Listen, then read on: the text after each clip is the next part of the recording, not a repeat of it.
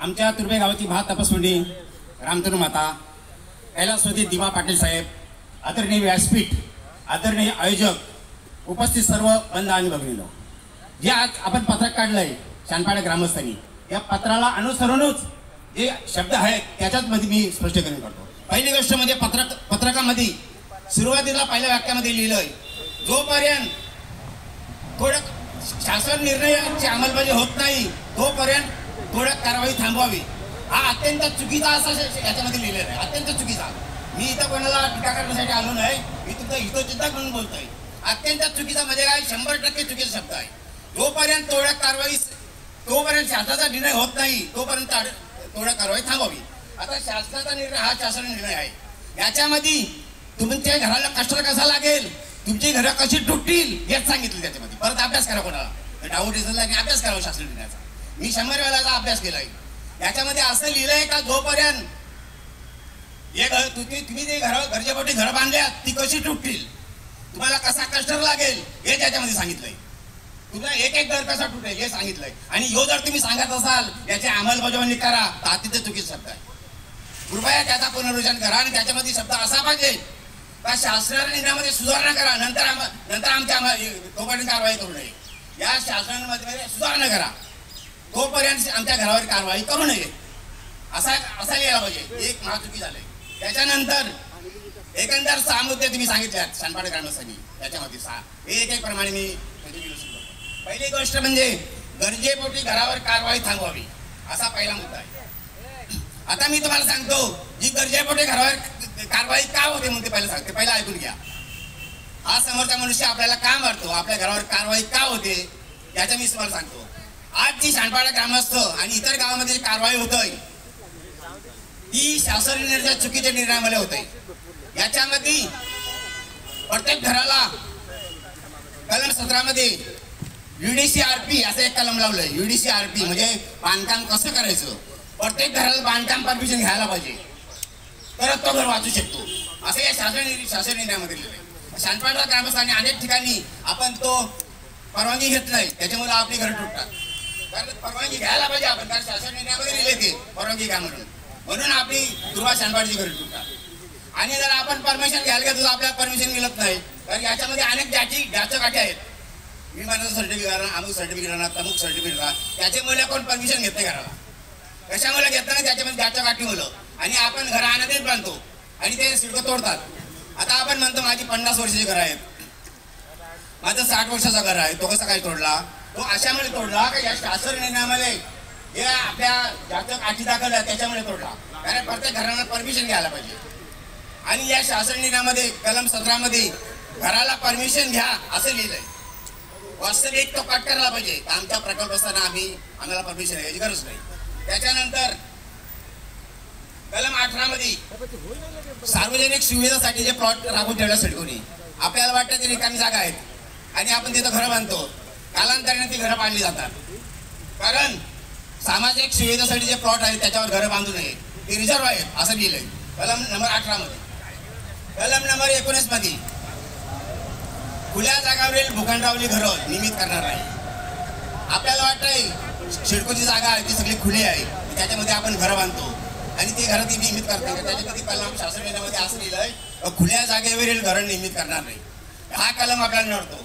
त्याच्यानंतर कलम नंबर 20 मध्ये कष्ट लावलेला आहे. बघा, परत कोणी बघायचं असेल, मी तर म्हणतो हा जो शासन निर्णय आहे हा कष्टासाठी आहे. संपूर्ण कष्ट तुमचा कसा लागेल परत बघा. पाहिजे असल्यास मला बोलवा, पाहिजे असला जर माझं चुकीचं असेल तर मी पाहिजे ते सजा भोगायला तयार आहे. पण याच्यामध्ये आपली घरं पडतात. आज शानपाडा तुझ्यामध्ये घरं पडतात या शासन निर्णयाच्या चुकीचे याच्यामुळे पडतात. वास्तविक ते कलम काढायला पाहिजे तर आपण जगू शकतो, आपली घरं वाचू शकतात, नाहीतर आपली घरं वाचू शकणार नाही. त्याच्यानंतर कलम मध्ये 2 मध्ये तुमच्या मागणीमध्ये 2 मध्ये कृषी क्षेत्र निश्चित करणे, कृषी क्षेत्र निश्चित करणे असं लिहिलंय. वास्तविक शासन निर्णयामध्ये हे बदल करायला पाहिजे. कृषी क्षेत्र जर नियमित करायचं असेल तो शासन निर्णय तसा बनवायला लागेल. ही शिडकोची भांडून होणार नाही ते काम. त्याच्यानंतर आपण जो भाडेतत्वावर आपल्याला जमीन देते शकतो, आपली मागणी आहे शानपाडा ग्रामपंचायतीची पालखी हक्का नाम दिला पाहिजे. बरोबर, 100% खरी आहे. पण ही मागणी कधी होईल जेव्हा आपण हे शासन निर्णयामध्ये निर्णय लिहून घेऊ बाबा आमची मालकी हक्काने आम्हाला जागा देण्यात येईल, तेव्हा काय होईल? असं रस्त्यावर भागून होणार नाही ते काम. त्याच्यानंतर आपल्यावर मोठा अन्याय झाला. आपल्याला 12.5% प्लॉट दिले, त्याच्यामध्ये 3.5% प्लॉट कापले आणि ते आपल्याला दिले नाही, ते कापून घेतले, त्याची सुखसुविधा आपल्याला दिली नाही. वास्तविक ते आपल्याला मिळालं पाहिजे, आपल्या हक्काची मागणी. त्याच्यानंतर एक सांडपाडा ग्रामस्थांनी मागणी केली या पत्रकामध्ये कलम 4 मध्ये, त्याच्यामध्ये तलावाची मागणी केली, एकदम रास्त मागणी आहे. आधी मागणी लावून धरा. आज जर तुम्हाला तलाव मिळत नसेल तर पुढे ती जागा संपलेल्या आहेत सगळ्या, अजूनपर्यंत मिळू शकतो. तलावाची मागणी आज रास्त आहे. गणपती जर बोलवायचा असेल, लहान लहान मुलं जातात, गावाजवळच आजूबाजूला तलाव पाहिजे. आता ट्रॅफिक वाढलेली आहे, त्याच्यामुळे ही 4 नंबरची मागणी आहे, ती रास्त एकदम मागणी आहे. त्याच्यानंतर बरेच ग्रामस्थांचे 12.5% प्लॉट बाकी आहेत, ते बाकी शेतकरी मिळवून घ्यायला पाहिजे, ते आपल्या हक्काचे प्लॉट आहे. आणि सर्वात 6वा मुद्दा आहे तो, आता मी त्याच्यामध्ये थोडं सांगितलंय, शासन निर्णयाची अंमलबजावणी होत नाही तोपर्यंत कारवाई करू नये. आता इथं परत चुकलेलं आहे आयोजक. जर शासन निर्णय चुकीचा आहे तर त्याची जर तुम्ही सांगाल अंमलबजावणी करा तर तुम्हाला ते बरबादी होईल. म्हणून शासन निर्णय बदल करणे ही महत्वाची मागणी सांडपाडा ग्रामस्थांनी करावी. हा जो शासन निर्णय आहे हा बिनकामाचा शासन निर्णय आहे, याच्यामध्ये काहीच नाही. याच्यामध्ये तुमचे घरं कशी तुटतील, तुम्हाला कशी कष्ट लागेल, हेच सगळेच आहे याच्यामध्ये. म्हणून शासन निर्णय बदलणं हा मुख्य काम आहे. याच्या व्यतिरिक्त आजची आपली परिस्थिती सांगतो. काल कोपरखेडामध्ये मीटिंग झाली, जे बाहेरून लोक आल्यात, तुफान मीटिंग, जत्रा भरली होती. जशी काय मी बघायला गेलो होतो, जशी काय कुठली तरी गावची जत्रा आहे, एवढे लोक. आता इथं झालं 100 लोक नाही इथं. ही आपली एक बिमारी आहे. जत्रा भरली होती, कुठले आले, कोणी घरा बांधली, चालीवर घरा बांधली, आपली मालकी हक्काची घरं, आपल्या मीटिंगला कुत्रा येत नाही, त्यांचे काल ते सांडपाडा जत्रा भरली होती तिकडं कोपरखेड्याला. आता आजची आपली परिस्थिती, आज नवयुगी ते तांब्या घेऊन आपल्या नवीमध्ये आले पोट भरण्यासाठी, आता ते मालामाल झाल्यात, तुफान मालामाल झाले. एवढे मालामाल झालं का गावाला मोठमोठे बंगले बांधल्यात. एकाला मी लग्नाला गेलो होतो तर एखाद्याचे बंगले बघून मी चक्कर यायची पाहिजे. हे आपल्या गावात तो करायला एकदम मोठा आहे ना, रामशेठ ठाकूर, राम ठाकूर म्हणून त्याचा बंगला आहे. असे एखाद्याचे बंगले इथं आपल्या इथं ते भीक मागतात आणि इथं बारीक बारीक धंदे करतात, त्यांचे 101 बंगले तिकडं. कारण या भूमीवर त्या लोकांनी कमवले. त्यांना SRA योजना त्याच्या झोपडपट्टी पास केल्या. शिव कॉलनी झोपड्या सरकारी जागेवर बांधली, ती पास झाली. 101 त्यांच्या पास झाल्यात. जवळजवळ वाशी, तुर्बा अशामध्ये 20-25 झोपडपट्ट्या पास केल्या. त्यांना पुनर्वसन केलं, त्यांना दुकानं दिलं, म्हातारी कामगारांना 1 रुपयाने वाराने जमीन दिली. जे बाहेरचे लोक आहेत मालामाल झालेत एकदम. आणि आज आपली परिस्थिती आपल्याला टांगते तलवार आहे. इथं मला तरी वाटतं जो शासनाने आज केले ना, याच्यामध्ये कोण तिथं बघायला मिळणार असं मला वाटत नाही. एक घर तुटणार आहे, एक घर तुटणार आहे. अशा तऱ्हेने आपली गंभीर परिस्थिती निर्माण झाली.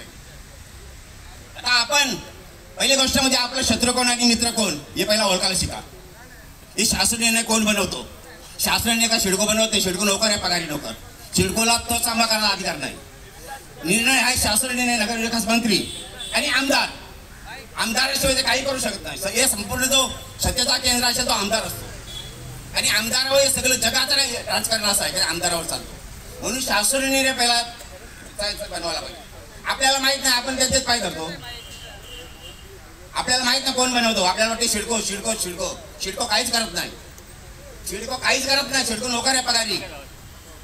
त्याच्यानंतर झोपडपट्टीवाले काय हिंमत कुठं कारवाई झाली तिथं सांगा मला. तिथं लाईट पाणी, तुम्ही लाईट एका मीटरवर 50-50 कनेक्शन जोडतात तरी त्यांची कारवाई होत नाही. घरपट्टी दुभावर कारवाई, कारण त्याची ताकद मजबूत आहे.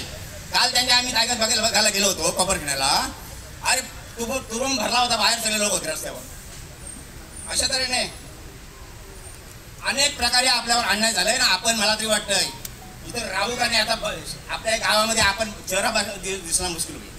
जेव्हा 20-25 हजार लोक जातील तेव्हा आपल्या एक गावाला दिसेल. अशी परिस्थिती सध्या या घडलेला आहे. ही परिस्थिती सुधारायला पाहिजे. म्हणून मी सांडपाडा ग्रामस्थांना विनंती करतो का शासन निर्णयामध्ये कसा बदल होईल आणि आपल्या मागण्या कशा होतील या तुम्ही ते पहिले बघा. दुसरी गोष्ट म्हणजे आपल्या मागण्या कशा असायला पाहिजे ते मी तुम्हाला सांगतो. आमची घरं बिनशर्त निर्मित करा. याच्यामध्ये कुठला तुम्ही ते ठेवू नका. काय तुम्ही कुठली आठ ठेवू नका त्याच्यामध्ये. असं करा, तसं करा, हे करा. बिन्स जशी घरं बांधल्यात तशी निर्मित करा. आम्हाला आमचे जे 3.5% प्लॉट कापल्यात ते आम्हाला परत द्या. ते आमच्या हक्काचे प्लॉट आहेत, ते आम्हाला परत द्या. त्याच्यानंतर आपल्याला माहित आहे की रायगड जिल्ह्यामध्ये बाजारभाव मिळाला, वाढीव बाजारभाव मिळाला. एकाला एक 2 कोटी 5 कोटी 6 कोटी सगळे रायगड जिल्ह्याला मिळाला. वास्तविक रायगड जिल्ह्यामध्ये जर मिळाला असेल न्यायालयात जाऊन तर आपल्याला सरकारने करायला पाहिजे. सगळ्यांना न्यायालयात जायची गरज काय आहे? प्रत्येकाला काय न्यायालयात जायची गरज आहे? मला तरी वाटतं सरकारने सगळ्यांना बाजारभाव द्यायला पाहिजे रायगड प्रमाणे. जसं रायगडला पास केलेलं कोर्टाने त्याचा अहवाल घेऊन आपल्याला बाजार कमी नाही दे 1 2 5 कोटी दिला. ग्रामस्थांनी बसून घ्यायचं आहे. त्याच्यानंतर ग्रामस्थांना विनंती की आपण अस्वस्थ व्हायचं आहे. त्याच्यानंतर हा जो शासन निर्णय आहे याच्यामध्ये 100% क्लस्टरची घोषणा आहे. हा मी तर म्हणतो क्लस्टरसाठी शासन निर्णय आहे आणि क्लस्टर लागणार आहे 100%. या शासन निर्णय बोलतो, मी नाही बोलत. म्हणून हा शासन निर्णय बदलला पाहिजे. आम्हाला क्लस्टर नको आहे अशी आपली खरी मागणी असायला पाहिजे.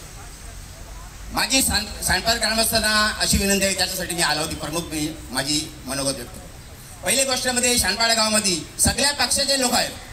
कुठला असा पक्ष नाही का त्याच्या लोकांना जे सत्ताधारी पक्षाचे लोक असतील असू दे ना. मी बोलतोय माझ्यातर्फे कारण सांगतो मी राजकीय बोलत नाही. त्यांनी आज शासन निर्णय बदलला पाहिजे. जे सत्ताधारी लोक असतील ना त्यांनी शासन निर्णय बदला तिकडं. दुसऱ्या कोणाचा पण ऐकणार नाही. कारण झोपडपट्टीमध्ये सत्ता कोणाची असतो फक्त सत्ताधारी लोक पुढे येतात. तशी शानपाडे गावामध्ये सत्ताधारी लोक असतील त्यांनी शासन निर्णय बदला असा मी आवाहन करण्यासाठी तसेच शासन निर्णयामध्ये सुधारणा करा. बदला म्हणजे सुधारणा करा. ज्याच्या गाड्या आहेत 17, 18, 19, 20 स्पष्ट आहे त्याच्यामध्ये. आणि हे आपल्या लोकांना समजत नाही. बरेच ठिकाणी सांगतात शासन निर्णय पारित करा, शासन निर्णय पारित करा. मला तर असं म्हणायचं आहे जे असं जो कोण म्हणतो तो एक तर अज्ञान असाल किंवा तो मतलबी असेल. प्रकल्पग्रस्तांचे नेते राजाराम पाटील साहेब यांचं या ठिकाणी आगमन झालेलं आहे. त्यांचं सांडपाडा ग्रामस्थांच्या वतीने मनपूर्वक स्वागत आणि विनंती आहे की आपण आपलं मनोगत प्रत्येकाला इथं बोलण्याची संधी द्यायची. दादा थोडक्यात थोडंसं घ्या. आपला जो विषय आहे त्या विषयाला धरूनच आम्ही या कालच्या बैठकीत ठरलेला आहे की आपण बाकी आवाहन चर्चा न करता नाही, परंतु एक विनंती आमची ग्रामस्थांच्या वतीने आपल्याला जो विषय आमचा आहे त्या विषयाला जरा धरून बोललात तर बरोबर. बाकी याच्यात राजकीय काही नाही, सर्वपक्षीय आहे, त्याच्यामुळे राजकारणाचाही उल्लेख नसावा. 6 विषयाला बोललो, 6 विषय आहेत त्या समस्या त्या 6 विषयाला बोललो. आता फक्त 1 मिनिट होतं. आमची रामधनु सेवक संघटनेतर्फे राजा पाटील साहेब यांना विनंती की आपण या ठिकाणी अस्वस्थ व्हायचं. नागरी कोळी समाज प्रबोधिनी आदरणीय नामदेव भगत साहेब या संघटनेतर्फे तसेच कापरी देवस्थान बचाव कृती समिती ॲडव्होकेट बिपिन घरत या सर्व संघटनेतर्फे या सांडपाडा ग्रामस्थांना जाहीर पाठिंबा देतो. धन्यवाद. जय रामकृष्ण.